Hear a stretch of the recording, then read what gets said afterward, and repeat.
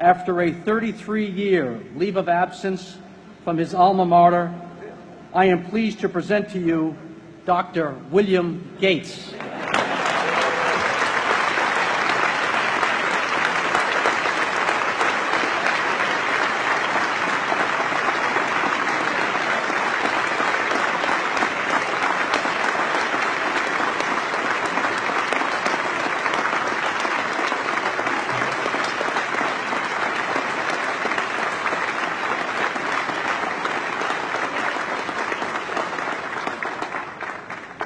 Thank you.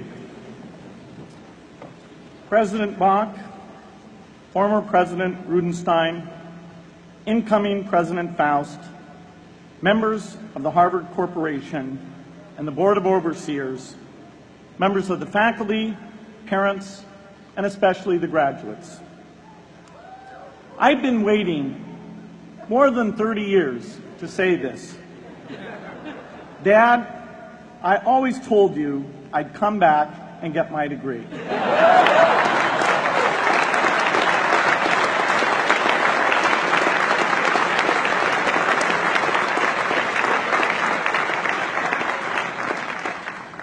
I want to thank Harvard for this honor.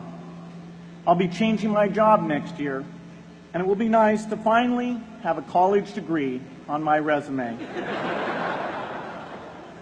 I applaud the graduates for taking a much more direct route to your degrees.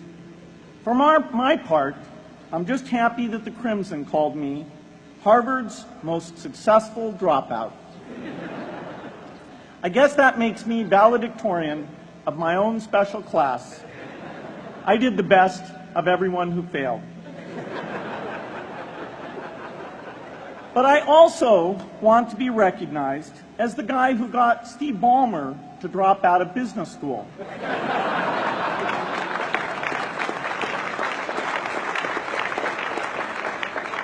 I'm a bad influence.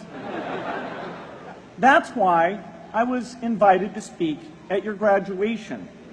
If I'd spoken at your orientation, fewer of you might be here today.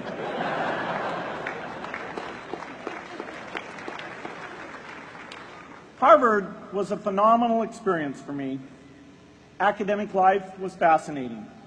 I used to sit in on lots of classes that I hadn't even signed up for. And dorm life was terrific.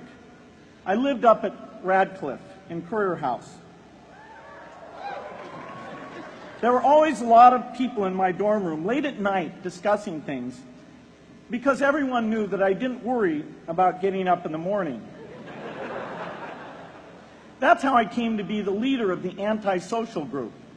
We clung to each other as a way of validating our rejection of all those social people. Radcliffe was a great place to live. There were more women up there, and most of the guys were math science types. The combination offered me the best odds, if you know what I mean.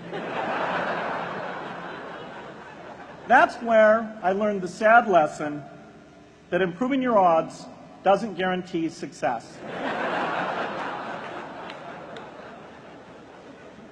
One of my biggest memories of Harvard came in January 1975 when I made a call from Currier House to a company in Albuquerque, New Mexico that had begun making the world's first personal computer.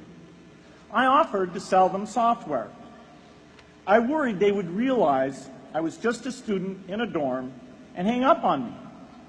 Instead, they said, "We're not quite ready. Come see us in a month," which was a good thing because we hadn't written the software yet. From that moment, I worked day and night on the extra credit project that marked the end of my college education and the beginning of a remarkable journey with Microsoft. What I remember above all about Harvard was being in the midst of so much energy and intelligence. It could be exhilarating, intimidating, sometimes even discouraging, but always challenging. It was an amazing privilege, and though I left early, I was transformed by my years at Harvard, the friendships I made, and the ideas I worked on. But taking a serious look back, I do have one big regret.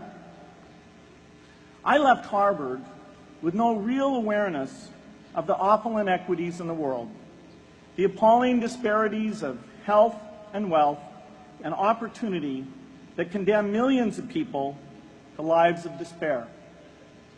I learned a lot here at Harvard about new ideas in economics and politics. I got great exposure to the advances being made in the sciences.